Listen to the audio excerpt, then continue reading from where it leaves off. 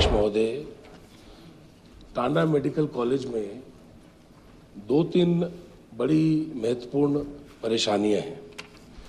एक तो Tanda medical college में radiotherapy, endocrinology, gastroenterology, neurology, cardiology, urology, neurosurgery, blood bank व नेफ्रोलॉजी में रेजिडेंट चिकित्सक, जो रेजिडेंट डॉक्टर होते हैं सर, उनके जो पद हैं वो सृजित नहीं है। और इतना बड़ा मेडिकल कॉलेज है जिसको हम प्रदेश की लाइफलाइन, जिन 2-3 मेडिकल कॉलेजेस का जिक्र करते हैं उसमें से एक कहते हैं, और यहाँ पे ये इतनी महत्वपूर्ण जो पद हैं वो खाली पड़े हैं। तो इनको सृजित करने के लिए क्या सरकार के पास कोई नीति है? क्या सरकार ने इनके लिए कुछ सोचा है? ये पहला इसका भाग है सर। और दूसरा भाग ये है सर कि वहाँ पे जो लिफ्ट है वो अपना वक्त पूरा कर चुकी हैं।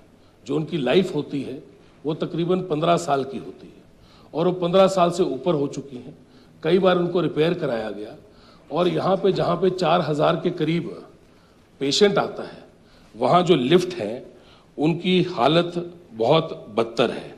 तो उसका मेरा पूछना था कि लिफ्ट जो है और जो मशीनें हैं जिन्होंने अपनी लाइफ पूरी कर चुके हैं, मैं धन्यवाद करना चाहता हूं मुख्यमंत्री महोदय का और हमारे स्वास्थ्य मंत्री का कि एमआरआई जो है, जो वहाँ पे हमेशा से बड़ी एक दिक्कत थी और हमारे सभी साथियों ने कई बार उसका जिक्र भी किया, एमआरआई के लिए स्वीकृति दे दी गई है और नई एमआरआई अब लगने वाली है।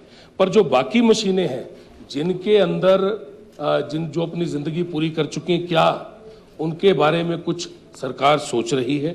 और तीसरा सवाल मेरा बड़ा महत्वपूर्ण है सर कि मेंटेनेंस के लिए, टांडा मेडिकल की मेंटेनेंस के लिए एक बजट की एलोकेशन हमेशा से हुआ करती थी। आजकल जो बजट की एलोकेशन है वो आईजीएमसी के लिए होती है, पर टांडा मेडिकल कॉलेज की जो मेंटेनेंस है उसका जो मेजर बजट है, वो मेरी अपने जो कंस्टिट्यूंसी का जो बजट है उससे जाता है।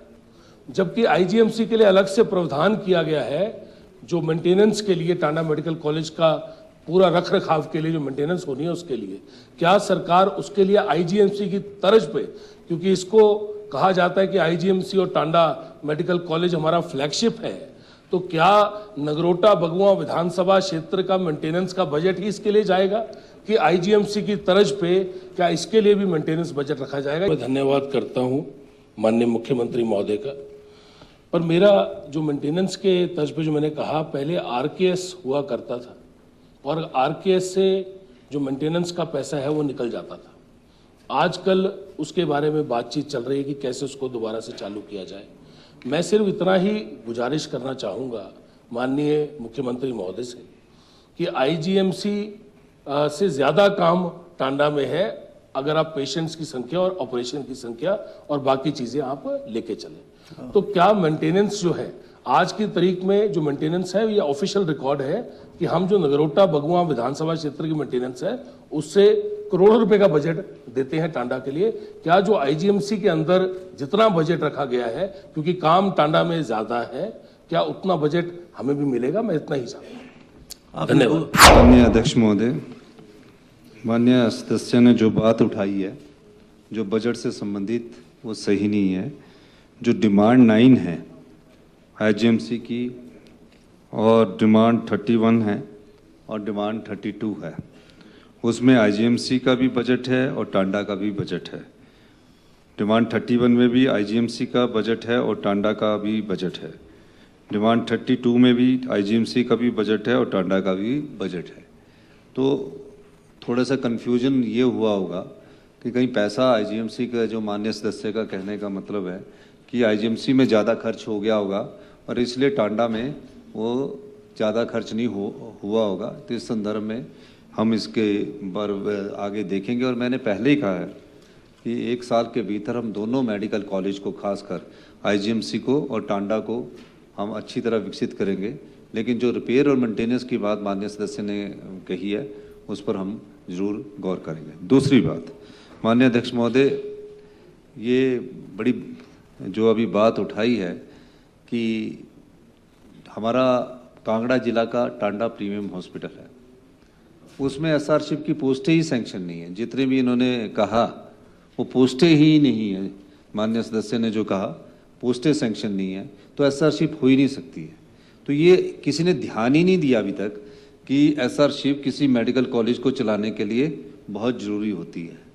तो जितनी भी इन्होंने पोस्टें कही है, मैंने अभी विभाग की बैठक बनाऊंगा और जहाँ जहाँ हो सकेगा तो पहले फेज में कुछ पोस्टों को स्वीकृत किया जाएगा और दूसरे फेज में और पोस्टों को एसआरशिप की स्वीकृत किया जाएगा, क्योंकि पहले तो पोस्टें क्रिएट करनी पड़ेगी। और मेरे ख्याल 20 साल हो गए इस टांडा मेडिकल कॉलेज को, यहाँ एसआरशिप की कोई पोस्ट ही नहीं है, तो वहाँ एसआरशिप वाले आते ही नहीं है। तीसरी, मैं भी पिछले दिनों गया था लिफ्ट में, मेरे ख्याल मैं, पटेल जी, जानू वाली साहब, सारे ही हम फंस गए थे और लिफ्ट की उम्र हो चुकी है। उनकी जितनी भी लिफ्टें हैं सारे मेडिकल कॉलेज में, सारी टेक्नोलॉजी को हम देख रहे हैं, सभी का हम आने वाले समय में लिफ्ट का जो टांडा का है उसके रिपेयर के, उनकी नई लिफ्ट लगनी है या उसकी उम्र को बदलनी है, इसके अगर नई लिफ्ट भी लानी पड़ेगी तो उसके पैसे उपलब्ध करवा दिए जाएंगे। हमने दोनों कॉलेज को करना है, भेदभाव नहीं करना, एक कॉलेज को और दूसरे कॉलेज दोनों को करना है। जहाँ इनकी जरूरत होगी उसको मिलेगा। और इन्होंने एक आरकेएस की बात की है कि आरकेएस के माध्यम से मिलता है। हमने किसी को रोका नहीं है, कोई भी, सारे मेडिकल कॉलेज ऑटोनमस है। अगर कोई आरकेएस के माध्यम से कोई अगर थोड़ा बहुत चार्ज लेना चाहता है तो वहाँ का प्रिंसिपल और वहाँ के जो टीचर्स है वो डिसाइड कर दे। हम सरकार इसमें कोई हस्तक्षेप नहीं करेगी, वो डिसाइड कर सकते हैं आरकेएस के माध्यम से। अगर सैनिटेशन और इसके लिए अगर कोई पैसा खर्च करना पड़ता है मेंटेनेंस के लिए, जो पहले आरकेएस का सिस्टम था, हम सरकार उसमें कोई इसी प्रकार का हस्तक्षेप नहीं करेगी। और मेडिकल कॉलेज के जो डिसीजन मेकिंग बॉडी है वो इसको फैसला कर सकते हैं कि किस चीज़ पर कितना पैसे शुल्क लगा सकते हैं, ये उनके ऊपर निर्भर करता है। धन्यवाद।